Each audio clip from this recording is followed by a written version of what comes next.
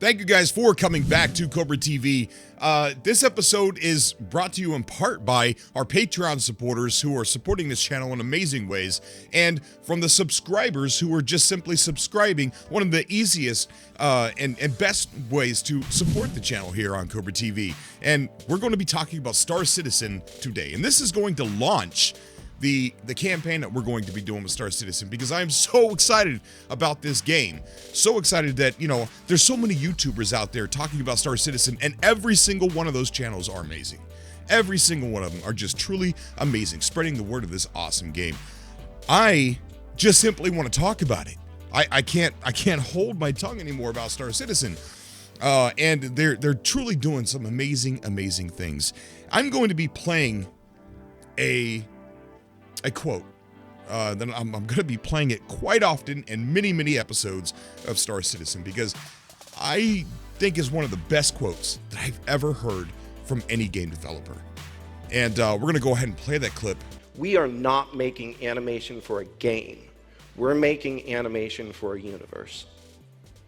So thank you guys for your support, and thank you for coming.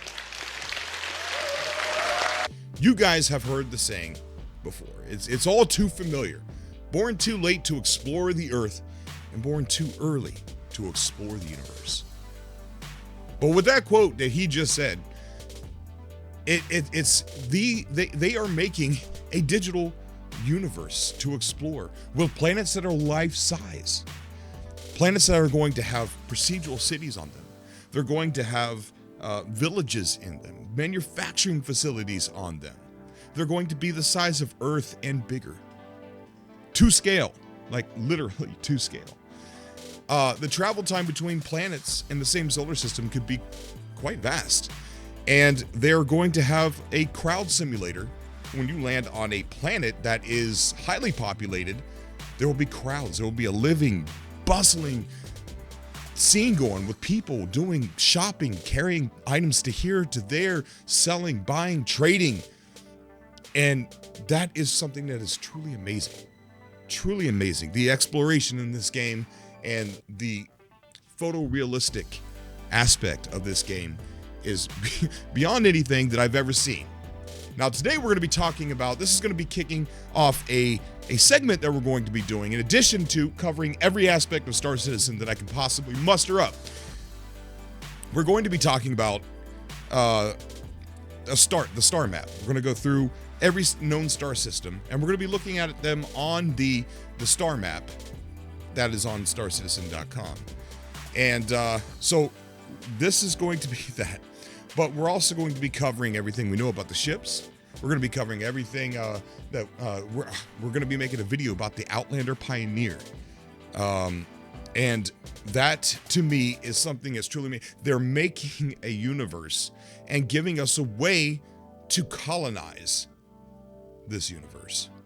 Not just building bases, not just having, you know, staking your own claim and being colonizing with other online players.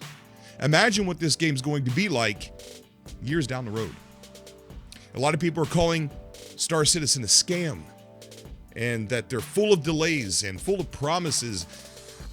I want to say this: we are alive in a time where gaming is at a turning point. With the use of Amazon Lumberyard, developers are able to do things that were never possible before. And we're here at the turning point. You're alive to witness the turning point of gaming and what it could possibly be. And going into these new territories and doing these impossible things things that have never been possible before, of course, is going to be delays. And people like Chris Roberts. I mean, it's people like this that the emotional support. I'm not saying go off and back them, but emotional support is what we need to get these guys to keep going, to push the industry forward into areas we've never seen before. So this is going to be the video, the first video kicking off our campaign and talking about Star Citizen. And this segment is going to be about the star map. It's going to be separate from everything else that we're going to be covering on Star Citizen. But let's go ahead and get into it. And we're going to talk a little bit about procedural planets and things like that. And we're also just going to take a look at the first star system, the Baker system. Okay, so like I said before, today we're going to talk about and show the Baker system. Baker is a binary system consisting of 2 K-type main sequence stars surrounded by a relatively desolate collection of planets that range from completely uninhabitable to barely habitable. A Kovalex shipping hub and a largely automated mining outpost are the sole bastions of civilization in the region. As usual, that's only half the story. The Baker system is also home to the Able Baker Challenge, arguably underground racing's most dangerous event. Baker's claim to fame is twofold. It's one of the only binary star systems in the United Empire of Earth that is technically inhabited, and it lies just a simple jump from the breadbasket of Terra. The first point has earned the system the attention of a large number of astrophysicists eager to study such a star setup with the confines of safe and patrolled space. The second is the reason for both of the system's high point of civilization, the shipping hub, and for its use as an underground racing arena. Baker and the surrounding cluster were the first charted in 2508 by the same expedition that first identified Terra. While Terra was reached and explored soon after the region was charted, Baker remained forgotten due to the fact that binary stars traditionally offer little value to humans. Even when a planet within a binary star's green zone can be terraformed, the gravitic stress associated with passing close to or between 2 stars renders attempts at civilization a moot point. The first successful jump transit to Baker occurred in 2676, well after Terra had become established as a major player in the galactic politics. The jump point to Baker was discovered by accident in the outer reaches of the Terra system, and Baker was subsequently explored by a purely scientific expedition. Former territorial commerce rights were awarded to the Terran government, which has quietly partitioned them out to Terra-based concerns. So that is the history of the star system here, the Baker star system. And the jump points that you see on the map, those were a long time ago. The first jump point was discovered by Nick Crowshore, and that enabled them to be able to spread out and discover all of these places, and that's where we're at today. So let's take a look at Baker 1. Now let's take a look at the planets. Baker, and they're all named Baker. Baker 1, 2, and 3. The first 3. From a settlement or resource standpoint, Baker's first 3 worlds were written off immediately after the system was charted. None of these can be terraformed in a fashion that will sustain life permanently, and none have resources that make traveling close to the system's stars worthwhile.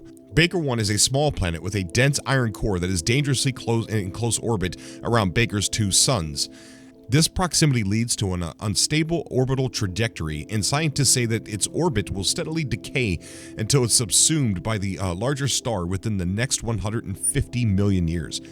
Baker 2 is a typical smog planet, a sickly yellow-green world that with a dense and highly poisonous atmosphere.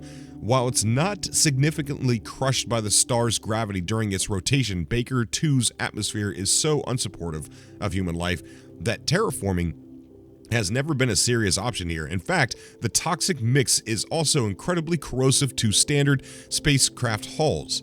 That sounds pretty dangerous. The planet made headlines recently when a freelancer piloted by suspected gunrunners attempted to hide out at Baker 2, only to find their ship literally dissolving out from under their feet. Baker 3 is an ice giant, a churning mass of white with deep blue veins. That sounds really neat. The planet's circumference has increased noticeably since its discovery, something astrophysicists are keeping a watchful eye on. Xenia. Xenia is a Kovalex shipping hub constructed to support the shipping industry in the Terra system. Xenia has expanded by leaps and bounds with the realization that operating through the station allows merchants to avoid the increasingly high tariffs associated with moving goods through Terra-based facilities. The station itself has grown into a series of prefab habitation facilities joining together cargo bays to form a ring. These bays range from pressurized hangars for smaller ships to massive vacuum wet docks capable of servicing the largest freighter designs. Larger ships flying under Kovalex registry and carrying bulk goods typically disperse their cargo on Xenia, where private enterprise crews can pick up contracts for delivery to the surrounding systems. Xenia is a great place for newly formed freelancer and constellation crews to learn the tricks of the trade. with the Xenia Terra and Xenia Gem runs being simple jump hops. There's not a great deal of profit in helping Kovalex avoid import taxes, but it's ideal for inexperienced crews looking to find their space legs. The station's active job board is also a good place to pick up longer duration missions with higher payouts.